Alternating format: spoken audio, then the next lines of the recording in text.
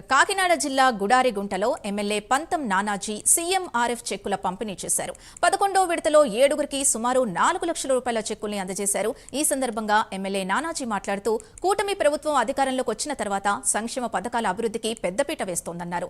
గత ప్రభుత్వ పనితీరు వల్ల ఆర్థిక భారంతో ఇబ్బందులు పడుతున్న సీఎంఆర్ఎఫ్ నిధులతో సహాయం అందిస్తోందన్నారు. ఇప్పటివరకు 1,13,00,000 విలువ చేసే చెక్కుల్ని 105 మందికి అందించడం జరిగిందని తెలిపారు పంతం నానాజీ.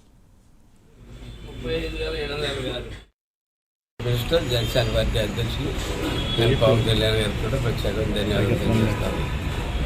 ఎందుకంటే ఒక 2 అప్లికేషన్స్ అక్కడికి వెళ్ళినప్పటికీ కూడా ఆయన దాన్ని ట్రేస్ చేసి ఆ అప్లికేషన్ పూర్తి చేసి పంపించేది ప్రత్యేకంగా పవన్ కళ్యాణ్ గారికి కూడా ధన్యవాదాలు తెలియజేస్తాను.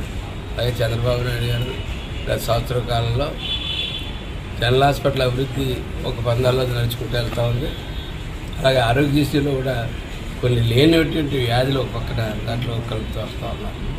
అది కాక ఆ రెండింటికి కూడా ఎందుకంటే ఈ రోజుల్లో ఆరోగ్యాలు అన్ని కల్తీ అయిపోయి పొద్దు కల్తీ అన్ని కల్తీలు అయిపోయింది కదా.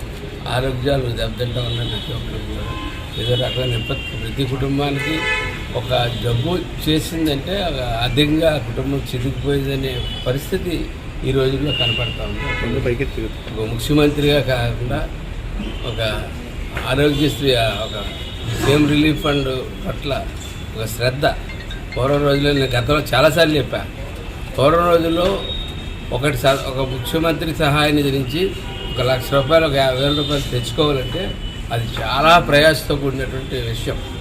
అటువంటిది ఈరోజు ఆయన ఆన్లైన్ సిస్టంలో చేసి ప్రతిదీ కూడా పరిశీలించి ఏమో కాగితాలు పెట్టకపోతే కూడా కాగితాలు పలానా కాగితాలు పెట్టండి కావాలి చెప్పేసి వరకు పూర్వం పక్కన పారేసేవారు. కాగితాలు అంతా చాలా ఒకటి తగ్గిపోయిందండి.